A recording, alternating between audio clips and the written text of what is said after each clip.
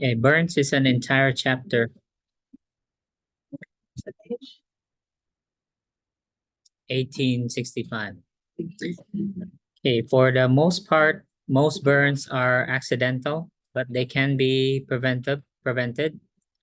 There will be a question on your exam as well as on the NCLEX on burn prevention.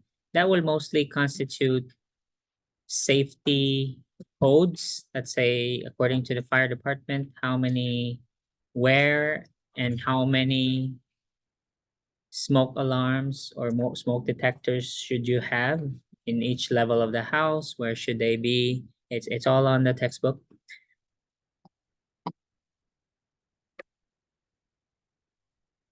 Here's your prevention. I won't read it. This should be common sense. But maybe, if you don't read, maybe you'll find out things that you thought weren't needed. Okay, so I advise you to read.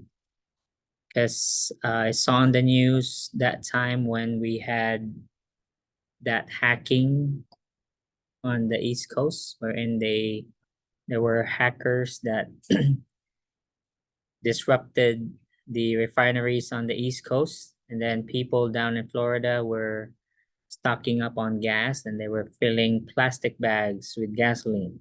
So I guess, there are people with no common sense.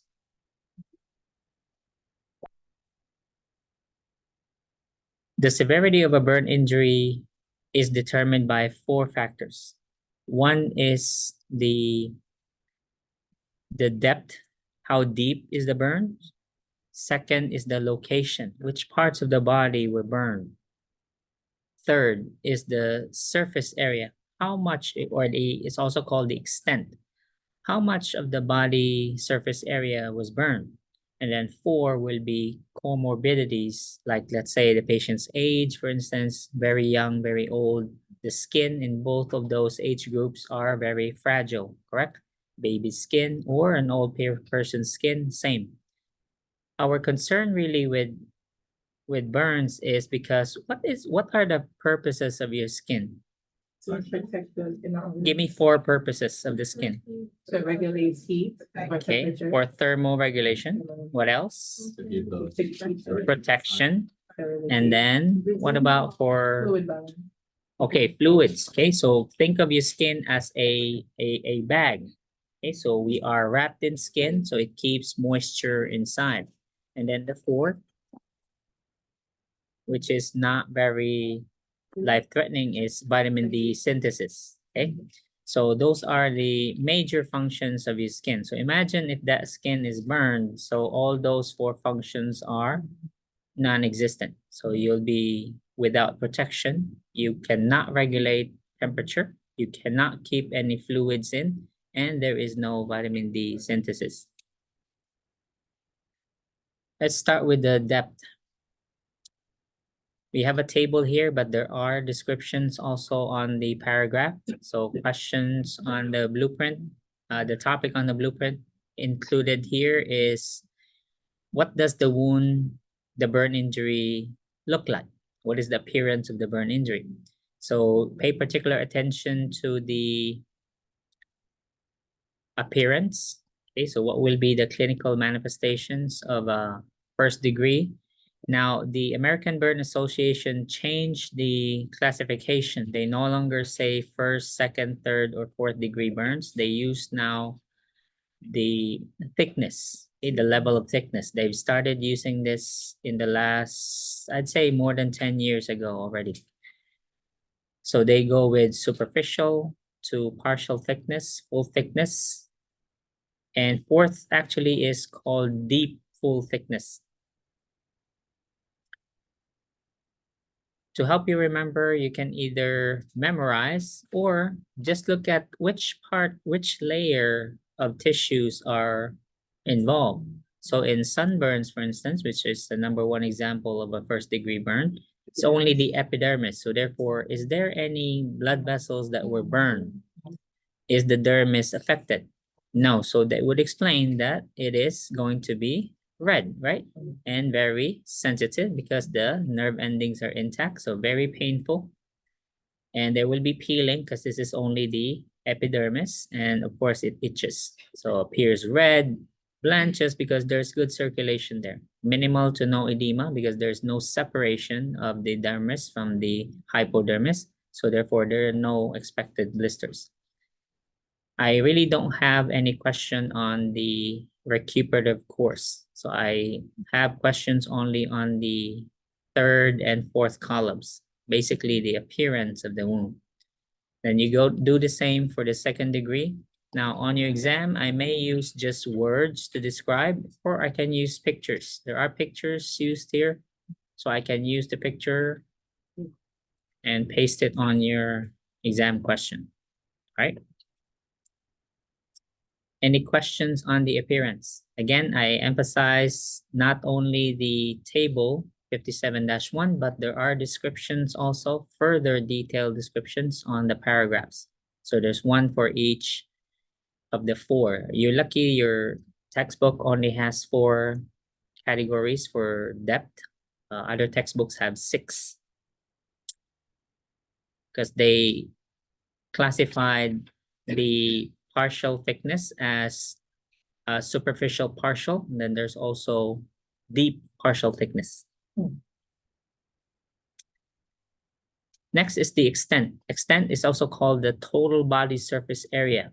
For our purpose, since we are beginners, we are not working in a burn unit. We will only use the simplest method of measuring the burn injury, which is the rule of nines. The Landbrauder method is the most precise. So this is what's used in specialty burn centers. So for us, we're only using the rule of nines. It's not very specific, but good enough. So rule of nines is pretty simple. Everything is 9. So the whole body will be 100%, of course, since we have 11 nines here, 1 9 for the front of the face. No, the whole head is actually 9. 4.5 for each side. So your face will be 4.5, the back of your head, 4.5. Each arm is 9. That means 4.5 for each side. The anterior is 2 9s, 18. And then the back is also another 2 9s. So that's another 18 for the back. Each leg is 9 on each side. So each leg is 18, 9 for each side. So that's 11, correct? 1, 2, 3, 4, 5, 6, 7, 8, 9, 10, 11. So that's 99. What completes the 100 will be the perineum, which is 1%. So it doesn't classify which part of the perineum, whether it's the penis, the testicles, or the vagina, or the rectum. Okay? Everything is 1%. Okay, that's what I see. Yeah, we're not going to divide, parts of the penis. Everything is 1%. Okay? If any part of your perineum is burned, that's 1. So you can disregard the Palmar method also. Palmar method is literally using the palm, okay, to measure the TBSA. So let's do an example. So let's say, let's burn, I don't know. Okay, McNair. Let's burn Mr. Lewis.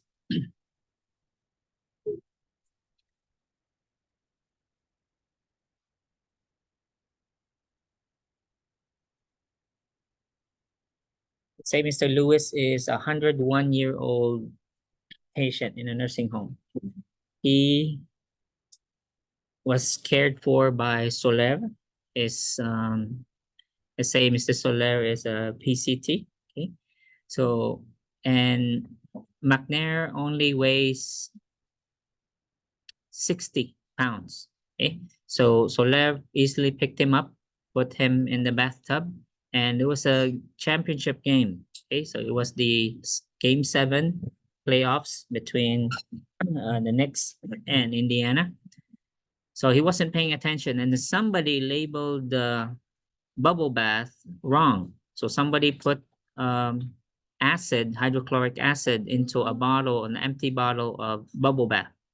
So Soler wasn't paying attention, so he didn't smell it. He just poured it on while watching TV. There was a TV in the bathroom. And so Mr. McNair was laying down flat from head to his heels in 2 inches of acid, okay, hydrochloric acid. So he sat there and he's 101 years old. So he was, he was in pain, but then he couldn't yell. He was so much in pain. He was just doing like this. So Lair wasn't paying attention. Then later, as it was already steaming, he smelled the fumes, and then we found McNair already in agony. So his skin was already peeling. All right. So let's calculate his TBSA. So he's laying down in 2 inches of hydrochloric acid from his head all the way down to his heel. Wait, from his head to his heel? He's laying supine, flat. What's that? The butt is out of the back or no? The butt is, Where do you put the butt? On his face? I just want to know Okay. the perineum or the butt, the back, okay. So the back. So, From head, from the back of the head, From, that's 4.5. He's laying on his, how do you lay on the bathtub? On your belly? 4.5, and then the back of the torso is 18, back of the hand, 18. Okay, give me a number, calculate. Back of the feet, so where's affected, the back or the front? so that's 18. Never seen somebody lay on the bathtub on the belly. 99, right? Yeah. 39, and then 18, 18 is 36. His penis, by the way, is 9 inches long, so it's swimming in the acid. 49.5. 49.5. So that. It will- On the penis, 50.5. Um, Tenzin, how much you got? Hmm. Not yet. So the head. Okay, so its entire back area is in acid. so Again, he has a 9-inch penis. The penis is swimming in the acid. So what, Wait, that's, yeah, 50.5. 50.5, Okay, so the answer is 50.5. yeah. Because the back of the head is 4.5, then the torso in the back is 18, then the hands 9 together, and then the feet, that's 18. You mean and the then arms? Yeah, the back of the hands is the together 9. Arms. Back of the arms, my bed. And then the perineum, the penis. Okay, all right. So we got 50.5, right? So put that on the back burner for now. So let's write that down. Mhm. So our TBSA is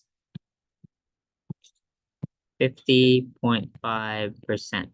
And what did we say his weight was? 60. 60 pounds.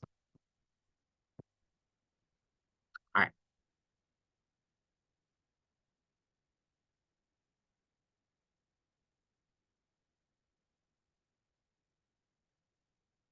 Okay.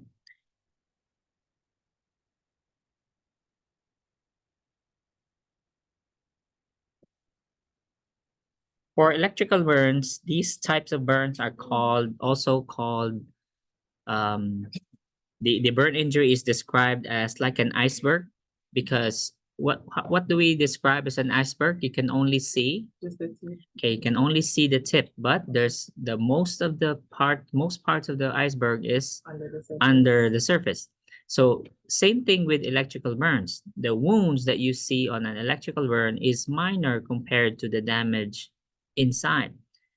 Because as the electricity passes through the body, depending on how long and how much voltage you were exposed to, so this would include, from electrical outlets or big power lines or lightning, okay, lightning strike.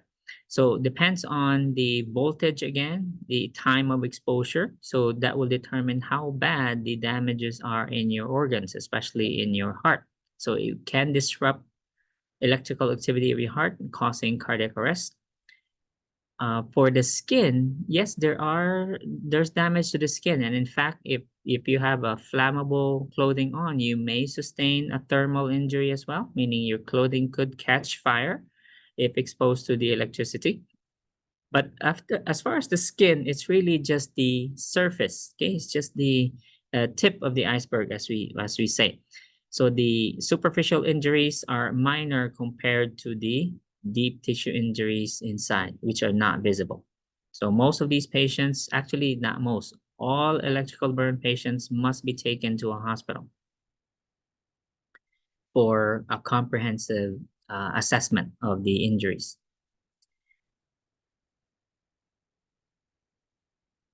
Okay, so here's your management. So if you are electrocuted, so upon admission to the hospital, then will draw labs. We will look at CK. Again, we're anticipating cardiac damage here in addition to muscle damage. Then we'll look at kidney function. Pretty much looking for the extent of the damage to the internal organs. So not only damage the heart, but also the kidneys and the muscles. Okay. Kidneys here are damaged because when we have injured muscles, what will be released into the bloodstream, as we discussed last week, myoglobin, right? And that can cause AKI. Okay. And what type? Intra, pre, or post-renal? Intrarenal AKI. Right. No, because this is so acute, so there's no time really for acidosis to occur. But it's possible. So, Okay, let's go to the effects of a burn injury on the various body systems. So on the entire body is affected here. First is with the cardiovascular. Of course, this will increase heart rate. It will trigger sympathetic nervous system stimulation. And as you saw in shock, there will be vascular changes causing increased capillary membrane permeability. Okay, so there will be edema. Now, the edema here will get worse during the first 24 hours, meaning at the time of the injury, you will see localized edema, but as the injury progresses over the next 24 to 36 hours, the patient will become edematous, not beyond the site of injury. Meaning, even if your arm is the one that was burned, the entire body will become edematous, okay, owing to widespread increased capillary membrane permeability. Okay, it's just how we respond. And of course, beyond the sympathetic nervous system, of course, that will shunt blood, correct? That will cause shunting of blood, then that will mean even less blood flow to the site of the burn because of the vasoconstriction. Number one problem with burns is because it's basically a pouch keeping our fluids in. So without that pouch, what will happen to fluids? There will be two ways that we lose water here. We have absolute water loss. There's also relative fluid loss. Now, the absolute is the loss of water through the skinless injury. And then there's also relative fluid loss from third spacing. Third spacing is basically from the capillary leak, from the increased capillary membrane permeability. So fluid leaks out and stays in between the interstitial spaces. Now, that fluid in the interstitial space is basically useless because it's not in the cell, neither is it in the bloodstream. So it's basically gone, okay? It's as good as gone. The problem is it's in the body still. So therefore, how will you describe weight here as an indicator of fluid balance? Is it reliable in a burn patient? No. This is the only exception. So on all other conditions, heart failure, respiratory failure, kidney failure, we relied on weight, correct? To assess and measure a patient's fluid status. We check the daily weight to assess how much patient has gained or lost based on the weight. We can't do that here in the burn injury. Okay, because again, the weight is unreliable because of the third spacing. There's so much edema here from head to toe, especially during the first 24 to 36 hours, meaning the capillaries are so leaky. Okay, this is again a natural response to a severe injury. So hypovolemia is our number one concern. So the patient here can go into shock. What type of shock are we dealing with here? Okay, hypovolemic shock. But in this chapter, they call it burn shock, which is basically hypovolemic shock. But relatively, you can also consider this under distributive, because what happened to what caused the third spacing? What caused the fluids to leak out of the capillaries? It's actually the vasodilation, okay? So in a way, it's kind of sort of distributive shock also, because there's massive vasodilation here. But we classify it technically as hypovolemic shock. Okay, so here, burn shock is initially a type of hypovolemic shock. Yes. Does it depend on the severity of how much percentage for this to actually happen? Like how much Again, percentage? so we'll look at it as a whole later. Now, there are four, I repeat, there are four factors that will determine the severity. First was the depth, correct? How deep, how many layers of tissue were burned. Next was the extent, TBSA. Next is the location, which parts of the body was burned. Okay, so for example, if the burned area was anywhere in your face or your neck, have you ever seen fire burn downwards? Have you seen fire burn down? Always burns up, right? So therefore, if your chest was burned, that means what was also burned? Your face. So that will involve your airway. And what do you tend to do when you're scared? Because that's a scary event, right? So what will you do? Do you gasp or do you exhale? You go, right? I've never seen someone who's scared that go, right? When you're scared, you go, right? Okay, so what do you do with the fumes and okay, you're breathing in the fumes and the flames. Okay, so therefore we will have sustained airway injury. So if you have edema here, so much more in the upper and lower airways. So read this paragraph. Unlike traumatic injuries, which is characterized by blood loss, there is no blood loss here. There are blood vessels that were burned, but really we did not lose blood here, but we lost massive amounts of plasma. Okay, massive amounts of plasma, because plasma is basically 70% water. So that's what we lost here. So the patient is massively hypovolemic. So our priority here, of course, is after airway. Okay, so of course, airway is the priority. Next is the circulation.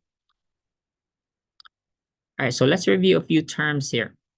What do these refer to? Central venous pressure, pulmonary artery pressure, pulmonary artery wedge pressure. So, okay, so central venous pressure is pressure on the right side of the heart. This is also called right atrial pressure. Pulmonary artery pressure, what is this pressure of? Basically the pulmonary artery. Now, there is no left ventricle pressure here, because can you thread a catheter into the left ventricle? No, how? Okay, so therefore, the pulmonary artery pressure is considered an indirect measurement of the left side heart pressure, because if the left side of the heart fails, where is the manifestation going to be? In the lungs. So therefore, any pressure changes in the lungs, is it reflected on the pulmonary arteries? Yes. So therefore, the pulmonary artery pressure is considered an indirect measure of left side heart pressure.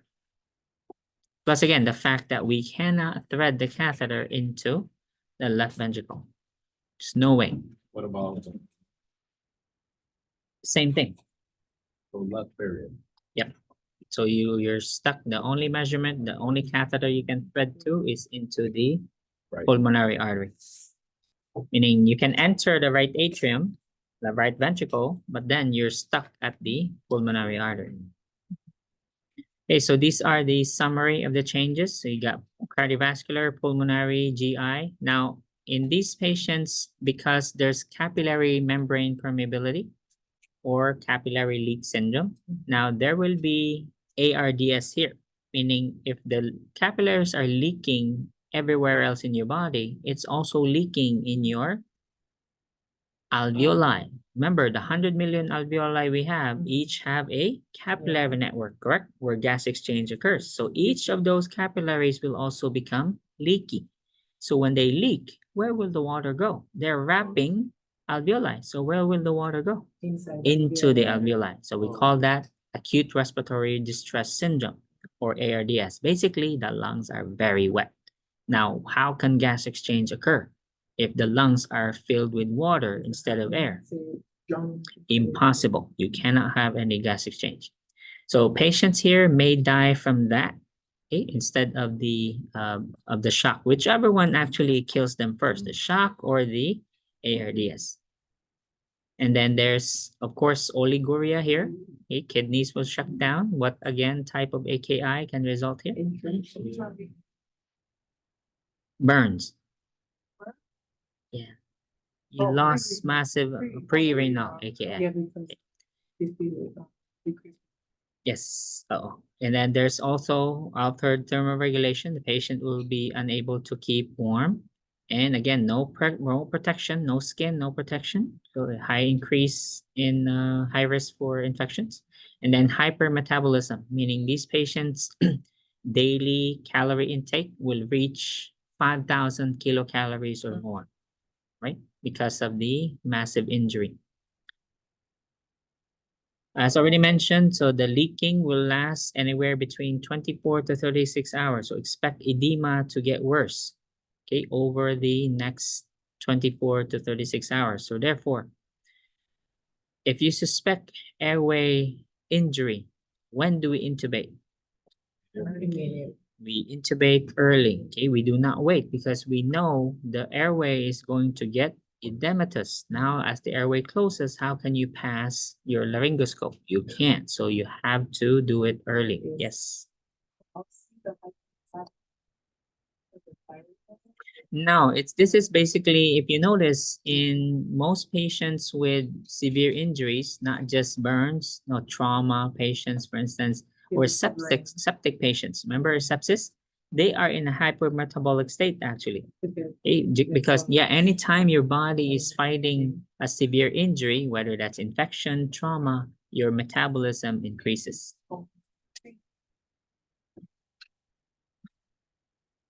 There will be fluid shifting here. Now let's classify because there's a little bit of change here from the initial to the meaning for the first 12 hours to the next 24 to 36 hours. Okay, so because there is edema, okay, because of the capillary leak, so edema forms rapidly after the burn injury. So within 4 hours, it will continue up to 18, and then you saw already earlier when it can continue up to from 24 to 36 hours after the injury. That's why there's a really large range because it really depends on each patient. We don't know when the capillary membrane permeability increase will stop because it's really a self-limiting reaction, but we don't know. Each patient is different. We just need to observe, meaning when they start diuresing, meaning they're no longer oliguric, then that's when we know the capillary leak has stopped. Okay, that's our only indication. So therefore, because that is our parameter, what should we do? What should be inserted in this patient? We need a Foley so we can see hourly urine output. And because this patient is in hypovolemic shock, is it also crucial in determining or evaluating the effectiveness of our fluid replacement? Yes.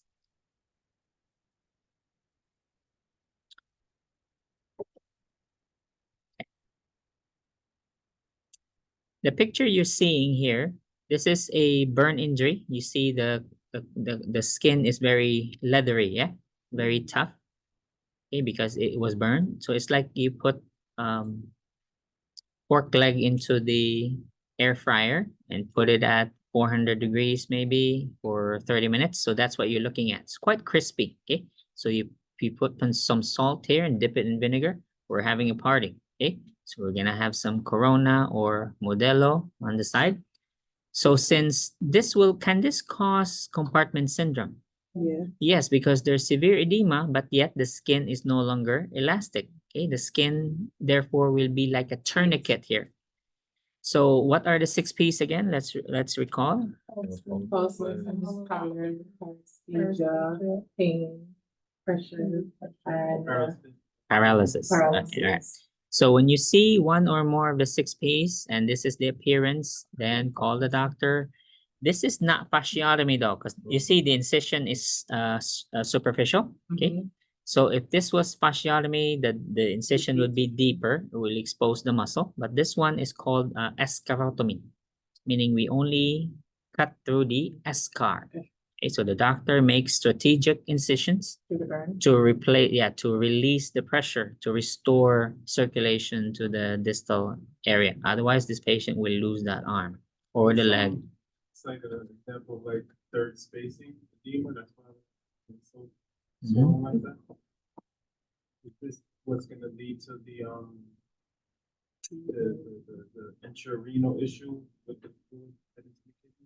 Is that what you're referring to? No, the patient lost fluid here. They're losing fluid, but there's also massive edema because remember, there's two ways to lose fluid. There's a relative, which is the fluid is in the body, but it's not in the cell, it's not in the bloodstream, somewhere in between. And then most of it evaporated. So there's absolute and relative fluid loss here. And the edema is what's causing the compartment syndrome. And here's our intervention. So your job is to recognize compartment syndrome and then notify the physician to perform a escharotomy. Integumentary. As you can see, it's systemic, right? The effects are systemic. So we had the table earlier, right here. Cardiovascular, pulmonary, GI, and kidneys. All right, let's look at the electrolyte or imbalances that will occur. Immediately after the burn injury, the patient will have hyperkalemia. Where did this potassium come from? From the injured cells. Okay, so you burned the cells, the tissues. Okay, so they destroyed those cells. Right, and then the potassium released it into the bloodstream. So that's your initial problem. However, once this patient, if this patient is alive and they made it to the hospital, we're going to give massive amounts of fluid. So what will that do to the concentration of the blood? If you're giving 1 liter per hour or more. It decreases. Okay, so the dilution will cause hypokalemia. Okay, and then when this patient now further goes into, again, which is not a bad thing. Okay. If they enter because of course they're in AKI, correct? So what was the first phase of AKI? Oliguric, correct? Once they enter, meaning which is good, when they enter the diuretic phase, then that will also cause hypokalemia. Sodium levels will be low either phase. Okay? Either phase, the sodium levels will be low because we're losing so much fluids here. So the sodium is lost together with the water. So again, what's the initial? Hyperkalemia, but there's hyponatremia, and then later as the patient progresses to the next phase, they will go into hypokalemia during the diuretic phase, and then also still hyponatremic. Okay, so this one is fasciotomy. You see the muscle now? So this is a deeper incision. We can also do the same on the chest. So let's say the torso was also burned, and the consistency of the burn injury on the torso is also like chicharron, okay, really crispy. Then it will also require fasciotomy or escharotomy, sorry.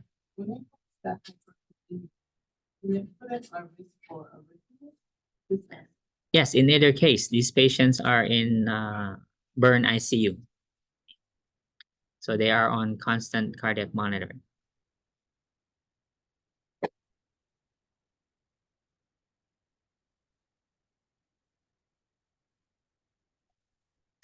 And AKI, this will contribute to more AKI. Some red blood cells are destroyed, so that will also clog the kidneys even more.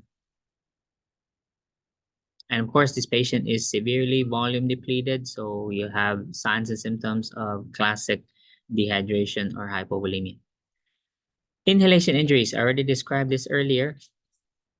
we always assess a burn patient for inhalation injuries because, of course, when you're scared, you tend to thrash around, right? You thrash about, and not only can you inhale fire, but also sustain other musculoskeletal injuries. There may be trauma, which can lead to bleeding.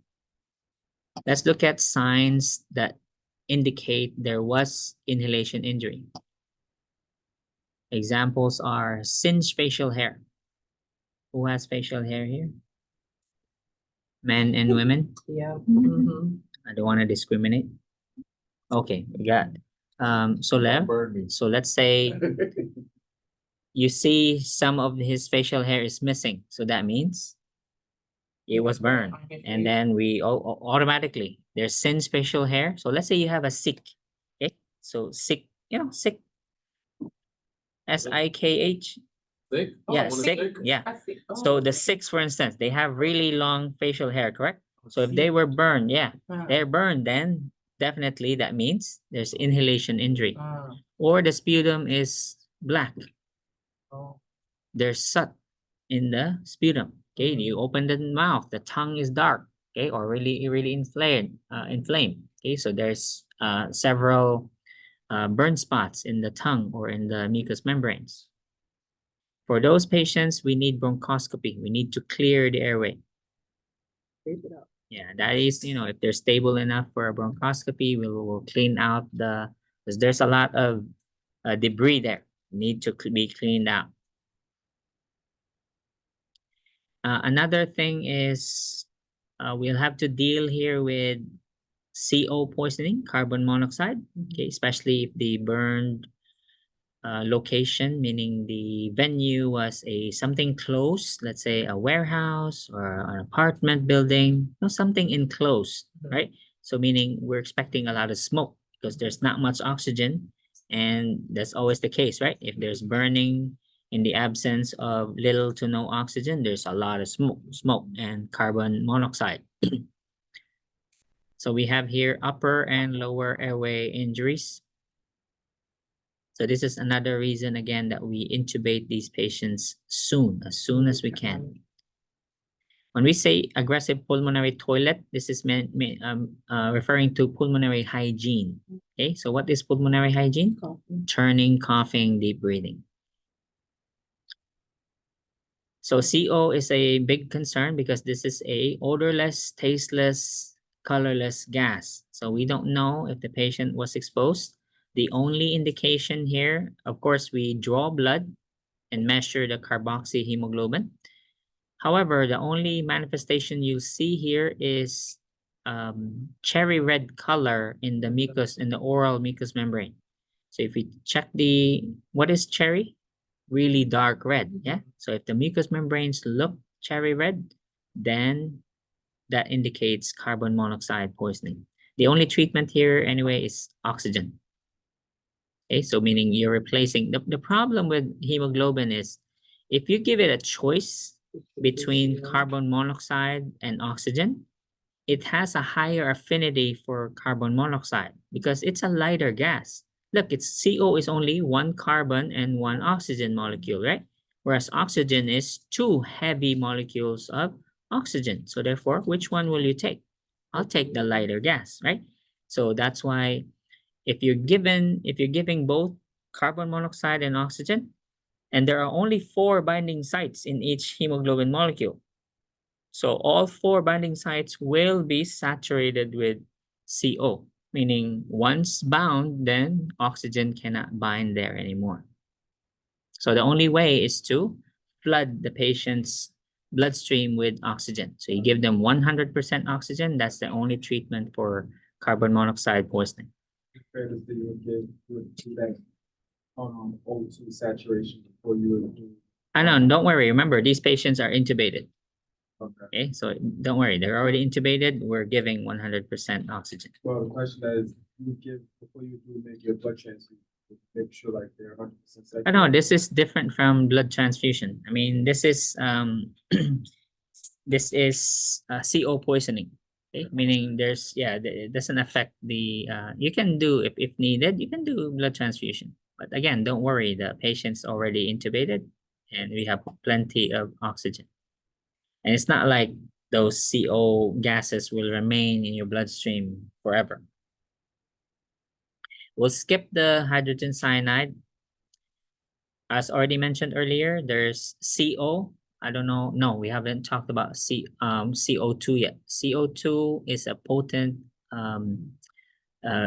vasodilator.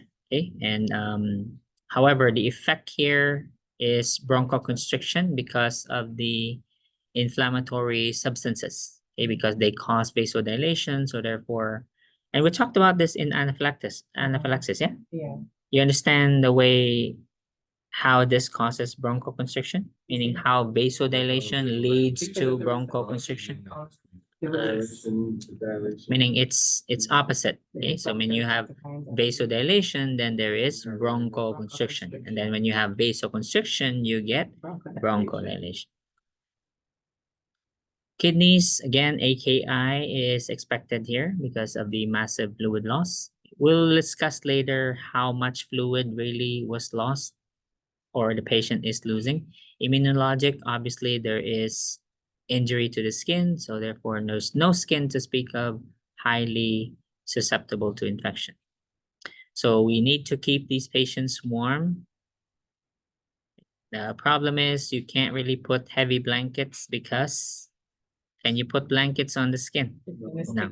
So therefore, you're gonna have to control the temperature in the room. Okay, keep it warm. Same thing. You can't really put anything on the skin. So they're in the. What about bed sheets? Okay. Thin sheets, we do employ cradles, meaning we'll put, you know what cradles are? Oh, They're the like bed wires. rest, okay. Yeah. Yeah, they're just Over it. like wires over. So it doesn't Over fall the- on them. Yeah, so they're covered, but it's the sheets are not touching the patient. What about the mattress? Sticky.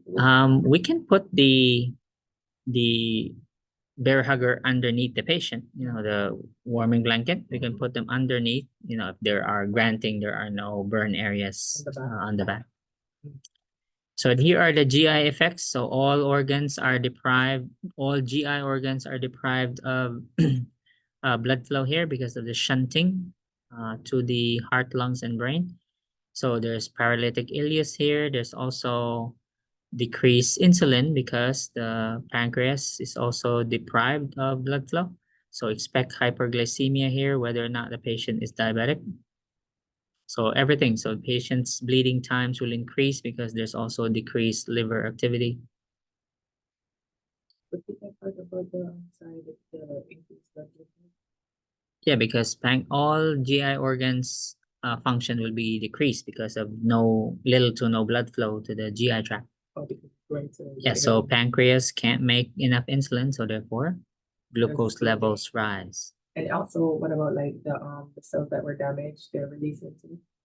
Or no? Well, we talked about that already under the with the electrolyte imbalances, really, vascular changes. All right, let's go straight to management. There are 3 phases of burn management. They are the initial. Actually, there's 4. The first stage is initial. We also call it the pre-hospital phase, meaning are burn injuries gonna happen in the hospital? Not likely, right? Unless you stage it, like you douse a patient with gasoline in the hospital bed and then you light a match, right? So most burn injuries happen outside, correct? Like in a work area, or let's say in the battlefield, right? If we're in Afghanistan, or let's say in Yemen, for instance. So those are where we see the burn patients. So therefore, somebody must have rendered first aid, right? At the site of the injury, okay? But that's not mentioned here, but we do have emergency management. There'll be one chart outlining the emergency or first aid, okay, for the burn injury before arriving at the hospital. So technically, our first phase will be the emergent. This is also called the resuscitative phase. The next phase is the acute phase. and then finally the rehab phase. We will only focus on the emergent and the acute because the rehab phase is really years long. Okay, so rehab phase involves physical therapy as well as a series of cosmetic surgeries to improve skin function, restore mobility, as well as improve the patient's appearance. Okay. We won't dwell on that.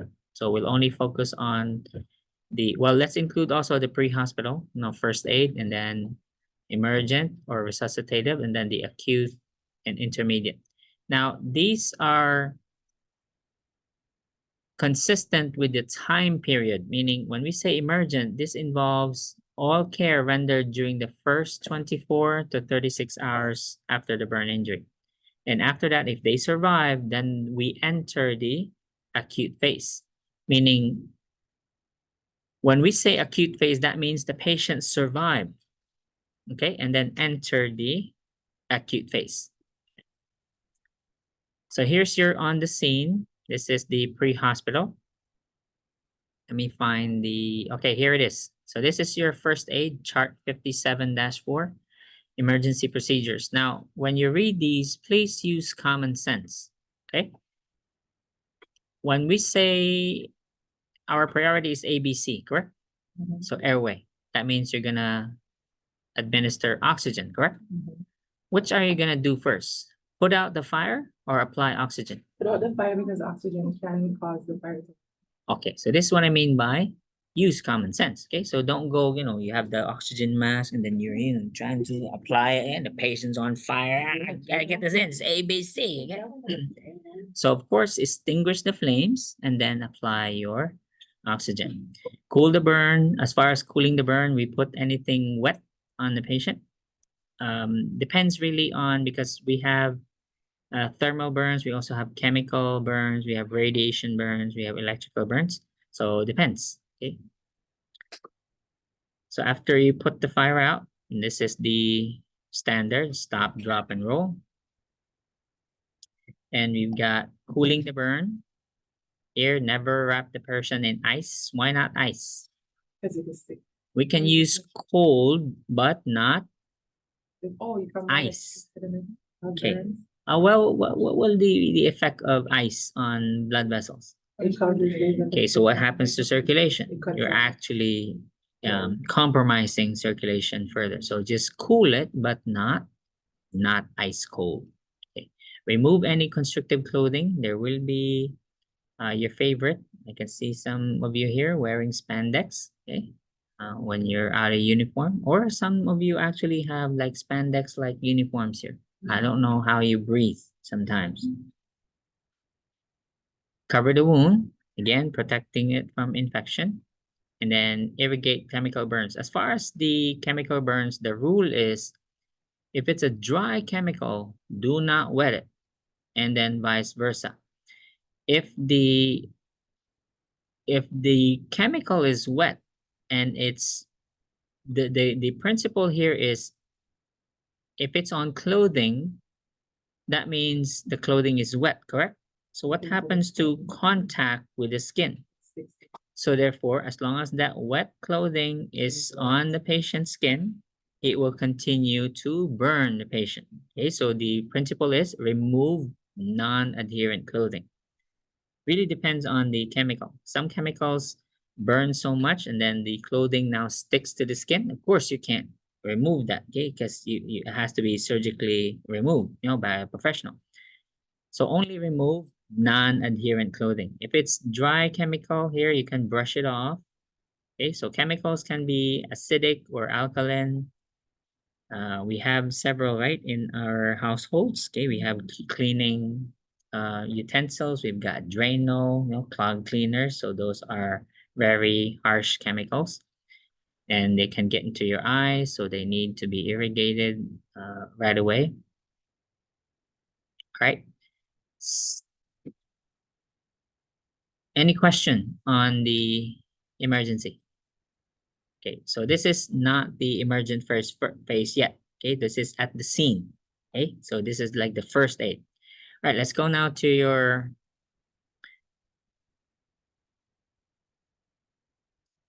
let's look at the summary first. So what is the activities involved for each phase? In emergence, since this is the first 24 to 36 hours, your priority here really is ABC. So airway, and then breathing, and then circulation is the bulk of your management here. Of course, we start wound care here, and pain management is important, but your priority really is airway and circulation here. Once they survive, meaning they made it through, no, they didn't die from shock because you gave adequate fluids, then they enter the acute phase. In the acute phase, since they're no longer at risk for shock, meaning the airway is stable, now our focus here is on wound care here. So it switches from ABC to now preventing infection, because yes, they survived hypovolemic shock or burn shock, but can they die from septic shock here? Yes. So wound care is your priority in the acute phase. And again, if all wounds close, then you enter the rehab phase, which is again a long time. Okay, so this will include not only physical therapy and occupational therapy, but also surgery. Okay, and then there's also what did you mention? Oh yes, so we have psychotherapy here, because this is a very life-changing event. Okay, so there's imagine your face is deformed, for instance, and your job was you were a model. Yeah, like Zini. What do you model? What do you model? No, what products? M&M's? Yes. Oh, okay, that's good. Okay, so we already mentioned this earlier. Okay, won't repeat that. Okay, let's start with the airway. So airway management, intubation, and your responsibilities for airway, we'll do that in module 4 or 5. Okay, that's later in the semester. Let's start with the fluid resuscitation. So the standard formula for fluid resuscitation is called the Parkland formula. Okay. So the ABA, American Burn Association formula for fluid replacement is called the Parkland formula. You know what Parkland, like the Florida shooting? Parkland. Okay. Let's disregard the 2 ml because they don't use 2 ml. We use 4. So the fluid choice here is LR. You can also use saline, but this is trauma, correct?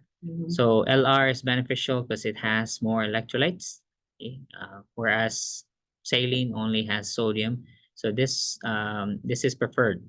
So the formula is 4 mLs per kilogram per TBSA. I repeat, the formula is 4 mLs per kilogram per TBSA. So let's calculate this. Okay. Let's go back to McNair. So 4 mLs per kilogram. How many kilograms is 60 pounds?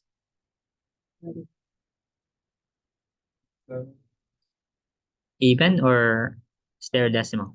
0.3. Okay, 27.3 times what is his TBSA? 50.5. Now, even though this is percentage, do not convert this to a decimal, okay? Keep it at a whole number. So what do you got? 5,400? 5,500.0. So 5,500. 5509. Okay. So this is the total that we're gonna give McNair for the first 24 hours based on his weight and his TBSA. Why do you have 50.5, right? 5K. the TBSA, right? 0.5. Remember we calculated his TBSA earlier? Back of the head, 4.5, 18 for the torso, 9 for both backs of the arms, 18 for both halves of the legs, and then 1 for the perineum. Mhm. That's 50.5.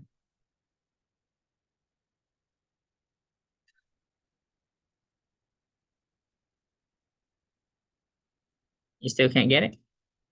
Okay, so let's lay it down. Head, for back of the head, 4.5. 4.5.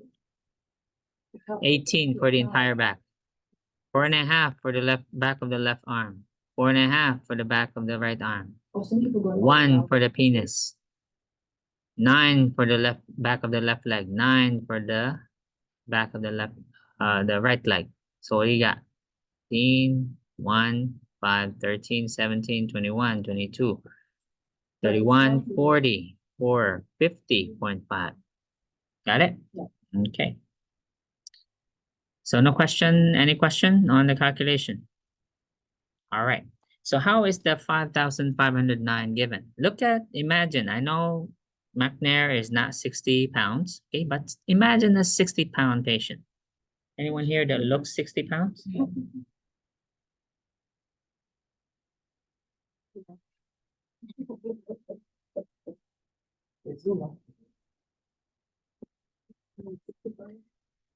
Okay. So imagine a 60-pound patient. How are we gonna give 5 liters of fluid in a 60-pound patient? Is it gonna fit anywhere? No. Can a 60-pound body hold 5.5 liters of IV fluids in 24 hours? So how is this given? Okay. Timing is one of the most important considerations for the first 24 hours. So therefore, when do we count the 24 hours that we're giving the fluids? From when they arrived at the hospital? No, from after. When did they start losing fluids? From the When they burned. got to the hospital or when they got burned? from So when do we count it? From the. So this is what it says. Timing is the one of the most important considerations. What time did the burn occur? Not the arrival to the treatment facility. Are we clear? Because they started losing fluids when they got burned. Okay. So half of the calculated total is given during the first 8 hours. So realistically, does any burn patient have 8 hours No. to get half of the calculated volume? Nobody will have 8 hours. They will lose time, correct? Because let's go to McNair. So let's say Soler called 911 right away. Okay, technically he won't call 911, right? You call the charge nurse or somebody, hey, help, and then you're, a little bit panicked because you messed up, right? And then they'll also panic a little bit, and then they'll finally call 911. And then where's the nearest one? So let's say you're in what's the nearest nursing home in here? Is there one here in Manhattan? Yeah, So anyway, so let's say the ambulance comes there at what? 10 minutes, okay, in New York City traffic, yeah. So let's say they got there at 10 minutes. However, they have to get out of the bus. They have to enter the facility, get an elevator, and then take him out of the bathtub, put him on the stretcher, and then back down again the elevator, and put him back. And that's so, therefore, how long will that take? At least an hour, right? Yeah, at least an hour. Okay, so granting, let's say McNair was alive when he got to the hospital, did we have 8 hours to give half of the 7. we're down to 7 now. Okay, so keep that in mind. So on the test questions, I'll give you a scenario. I'll tell you what time the patient was burned. So now you pick what's the answer. So let's go here. So let's say we use the same example I just gave. We lost an hour. When we finally got to him, plus we have to start a line, correct? With a burn like his, 60 pounds, you think we can find a line easily? No more. Oh, let's say we can't, then the doctor has to put in a central line. So let's say the doctor puts in a jugular, okay, a jugular or a subclavian central line. Mhm. Okay, we successfully did it in 10 minutes. The line is in. Okay, so let's say that all took an hour. So 5509 divided by 2, because we need to give half of it in the first 8 hours. How much is half of this? 2754.5. So 2755. Oh, No, okay. you don't have to round it. So we divide this by 8 or 7? Okay, fine. 7. 7. You divide that by 7. What do you got? 393. 393.5. mLs per hour, correct? Right. What do we do with the other half? We give it slower. over the Okay, next so step. here, the other half will be given over the next 16 hours. Oh. Okay, now take note, look at the next paragraph. These formulas are only guidelines. What will be the rationale? Why is this not perfect? Did we not weigh the patient? No. Yes, how Oh, did you using get the the nurse- weight? Yeah, we did. Yeah, we did. We weighed him. Thank you. And another here that will make this only guidelines. Guidelines meaning these are only estimates. Okay. In the first place, is 60 pounds an accurate weight? We don't know whether that was the weight from yesterday or did we weigh him today. Let's say we weighed him today. Is that weight reliable? Because was he already third spacing? Yes, at the time of the injury, he began third spacing already. How much more over an hour later? So he's now retaining some fluid, meaning it's not say retaining, he's third spacing, okay? So he's already third spacing, so that weight is not really accurate. So that means it's only an estimate. So what is our ultimate measure? How do we know whether or not we really gave him enough fluids? Fluid out. What did we learn in shock? The urine output, which is 0.5 to 1 mLs per kilogram per hour. Okay, so we no longer follow 30 ml per hour. That would not be accurate. It would be more accurate if we do 0.5 to 1 ml per kilogram per hour. So with a Foley, if let's say we were running the fluids at, what was our answer? 350, 390, what is that? 3.5.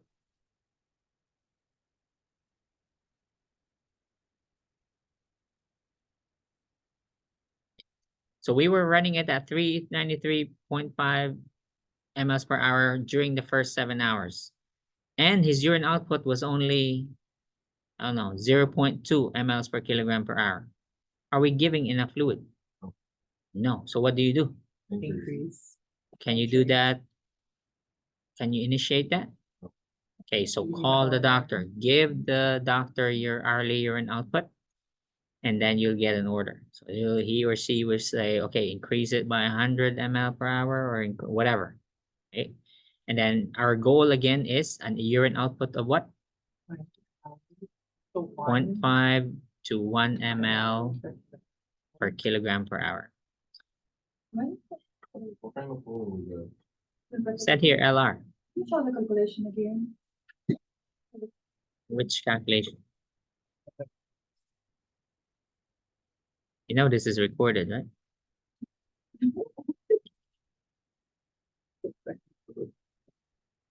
All right.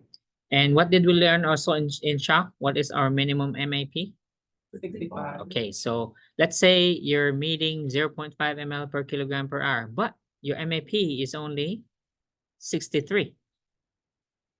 Doctor. Again, okay, very good. Okay, so combine all your learning now because chapter, what chapter is this? 57? Yeah, 57 is only talking about burns. This will no longer talk about shock. Shock is in what? Chapter 9, right? Is it 9? Something like that. Or maybe 11 or 12.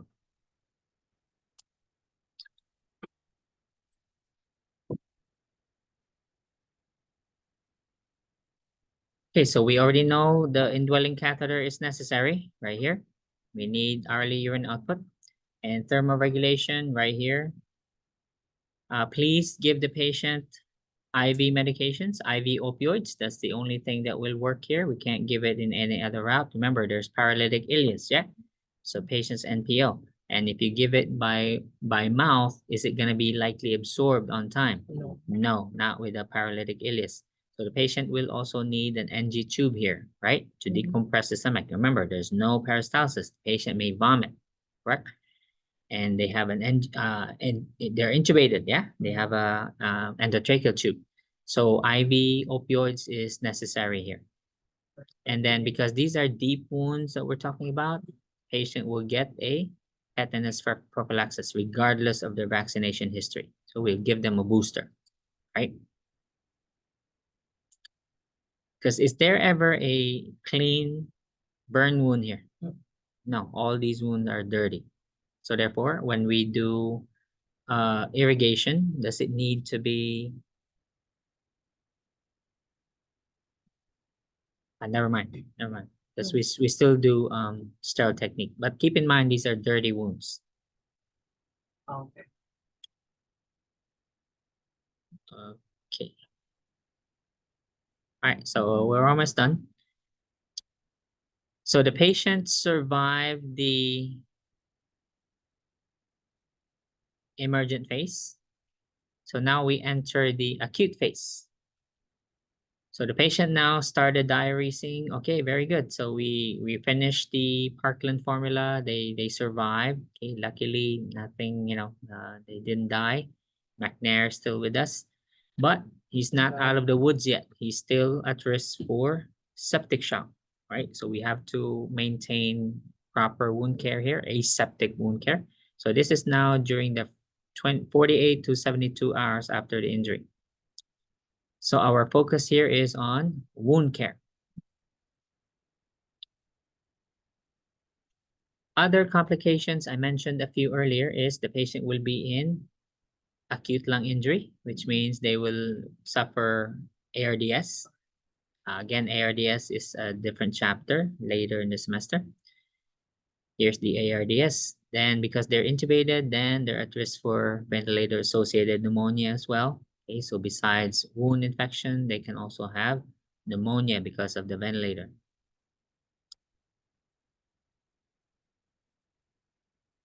Plus, remember, they have central lines, yeah, because of the massive amount of fluids we're giving. So plenty of portals of entry here, the wound, the ventilator, meaning the airway, the artificial airway, and then also the central line. And remember, if let's say if the doctor made escharotomies, okay, to release pressure in his burned extremities, that's also another port of entry. So our wound care here must be aseptic, a strict aseptic technique. Now realize that in a burn unit, not all of these patients will have a private room. They could be in a ward. Okay, there could be 4 up to 6 burn patients. It's like that in let's say this is a field hospital. Okay, so there are no private rooms in a field hospital, are there?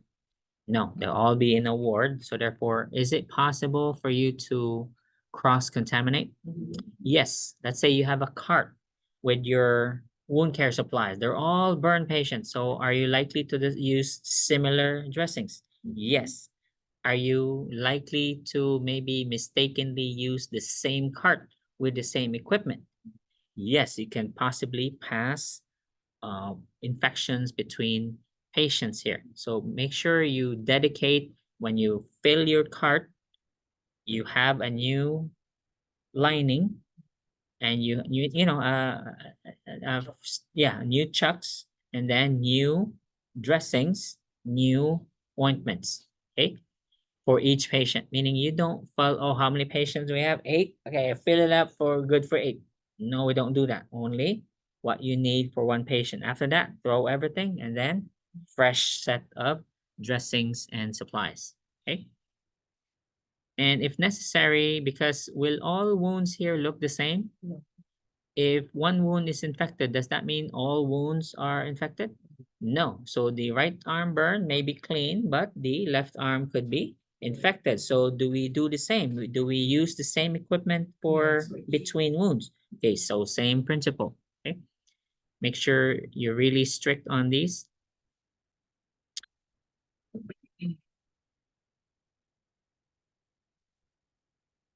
The burn injury ointment we'll use is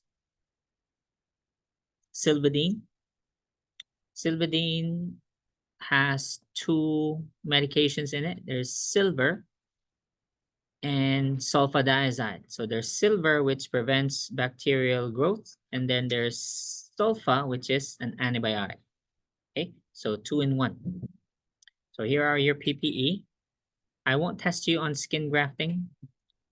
Whatever NCLEX will ask you about skin grafts will be no different from any signs of infection.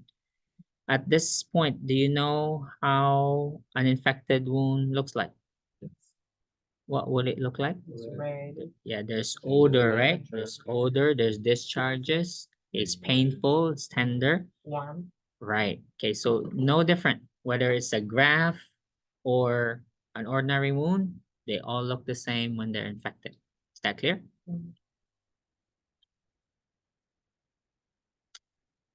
Because this involves the skin, which is the main protection for the body,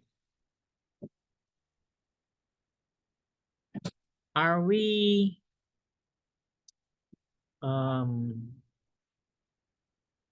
likely to have an infection? Yes. Do we do prophylactic systemic antibiotics therefore? Yeah. Actually, no. Prophylactic antibiotics must be topical, meaning not systemic. Systemic meaning oral or IV antibiotics. In this instance, it should be local, okay, or topical antibiotics only if you're trying to prevent infection. Because if we routinely give prophylactic antibiotics systemically, what are you creating? Okay, so we're creating problem organism. So unless there's really evidence of a systemic infection, we do not use systemic antibiotics. Are we clear with this? All right. So PPE, then again, use dedicated equipment. As far as hydrotherapy, this is referring to whirlpool, meaning whirlpool as in, you know, a jacuzzi, right? Okay, so unlike before, during my time, we immerse the entire body, meaning we place the patient in a whirlpool bath as part of hydrotherapy, meaning this will debride the wounds, meaning it will remove any eschar non-surgically. We're using water pressure to remove the loose dead tissue. Then we found out later, oh, now we got infection spreading. So now we do one part at a time. So if it's a left arm, we put the left arm in one small bucket, the right arm on a separate one. Okay, so we didn't immerse the entire body anymore. Okay, so one body part at a time. But that took like decades before we stopped that practice. During those times, a lot of people just end up having septic. Yeah. Okay, so topical antibiotics only. So this is again the use of Silvadene. It's actually easy because the Silvadene is already on the dressing, meaning like Curlex, for instance. Okay, they're on the gauze, so all you do is clean the wound, pat dry, and then wrap it with the antibiotic impregnated dressings. Meaning you don't have to apply the dressings and the antibiotic on the dressings anymore. It's already pre-soaked. Okay, so all you do is apply it.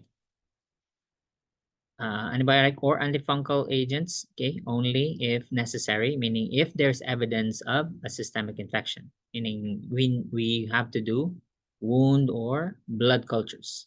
And if it's positive that they're growing these organisms, then we use systemic antibiotics. Otherwise, we continue topical antibiotics only. So they'll be daily or sometimes twice daily, okay, caring for the wound. Remember, there's hyperglycemia, yeah? Why again? Decrease. Okay, decrease insulin production. Okay. Because the blood is. And feed the patient, please.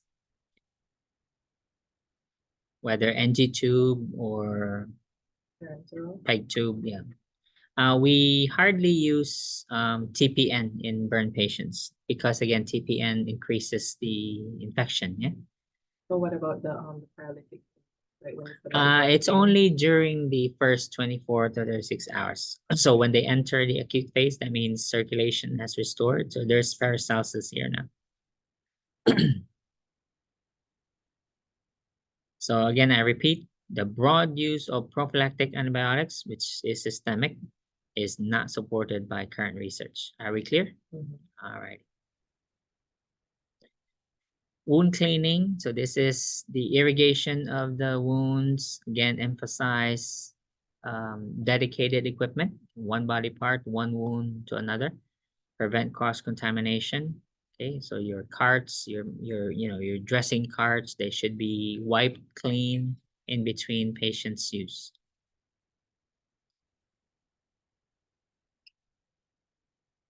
So here's the topical antibiotic. We're only using the Silvadene. So we have a table, but out of the table, right here, let's show you. We're only using silver sulfadiazine. This is Silvadene. There is, okay, the other drug which I'm testing is not here. The other drug we're using is an ointment called collagenase, brand names Santil. Okay, Santil is very expensive. Okay? It's a debriding enzyme. So it comes in a tube, in a toothpaste. We take it for granted because this, it looks ordinary, but it's actually very expensive. So apply only on eschar. They don't, because it's a debriding enzyme, meaning it will digest anything you apply it to. So if you put it on granulation tissue, what will it do to the granulation tissue? It will digest it. So you only put it on dead eschar, okay? Meaning dead tissue, dead skin. Slough is eschar, okay? Because slough can be yellow or black. So when you say slough, that's yellow. Then there's eschar, which is black. Right, so this is sulfa, so caution for Silvadene, I mean. Caution for sulfa allergies. So silver comes in very handy. Silver, this is silver like silver and gold. Okay, this is the same silver. Silver has proven bacteriostatic, meaning it's not an antibiotic, but it prevents bacterial growth. Okay, it retards bacterial or organism growth.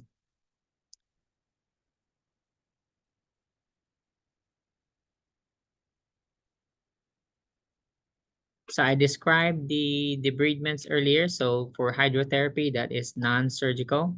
We have natural, which is again the use of well, natural is you just allow it to fall off on its own. Mechanical can be both surgical or the hydrotherapy. Then the chemical is of course the Santil or collagenase. Oh, I didn't see they did separated the mechanical and the surgical. Okay. Grafting will skip. Okay, we are not required to know about the various types of skin grafts. Okay, but like I said, if this gets infected, this is a graft. If this gets infected, will it look different from any other wound that has an infection? Same thing anyway.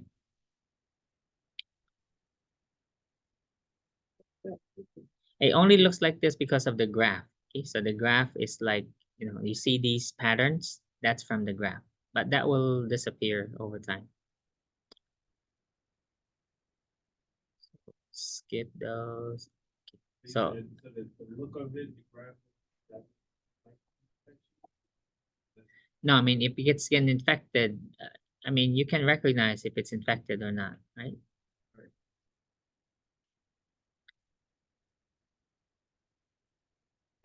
Pain management, so opioids, okay, IV is the preferred route again.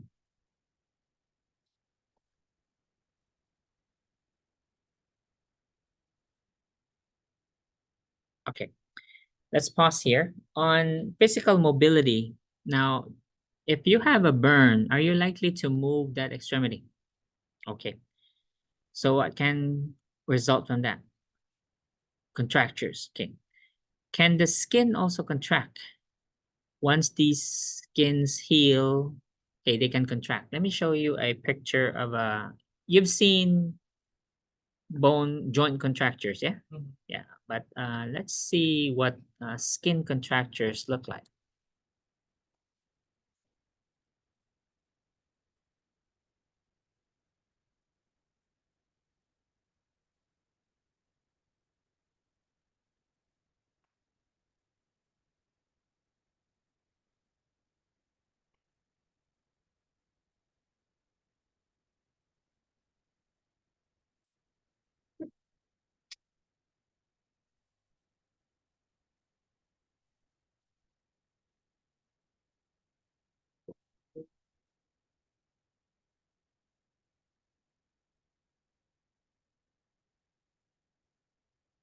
Okay, so here's an example.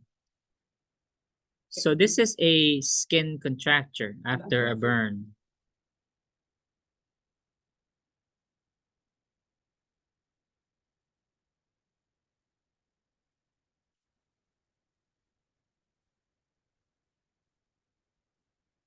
So the ways how we can prevent this is to stretch the body part. Meaning, this is because the skin was not stretched. So as a result, it contracted. What does contract mean? It pulls, right? Okay, so as skin turns into, a wound turns into scar tissue, it will contract, it will pull. So therefore, if you stretch it, will it likely to, I mean, no, before it forms scar tissue, if you stretch it most of the Yes. time, will it contract like this? No. No, because the scar tissue will be molded, right? According to the stretching. So to prevent this, what position will I place this patient in? So the burn wound is in the anterior neck. So what position will I put this patient in? Flex or extension? Extension. That way, when it heals, there will be no contraction. What if it's the back of the neck? What position will I put the patient? Very good. What if it's the bend of my elbow right here, antecubital? What do I do? Flex. Extend or flex? Extend. Extend. What if it's my elbow? Flex or extend? Flex. You get the idea, right? So the idea is to stretch the skin. Okay. So if you get any questions on that on the NCLEX, because some textbooks are very specific about the positioning, so that's the principle we follow. Okay. So whether it's extension or hyperextension depends which side of the arm is burned. Okay, and that's what you follow. You want to stretch the affected area. That way we don't lose mobility, because can this patient really look up normally now? No, so it impairs mobility, right? So joint range of motion is affected here. It's severely limited now.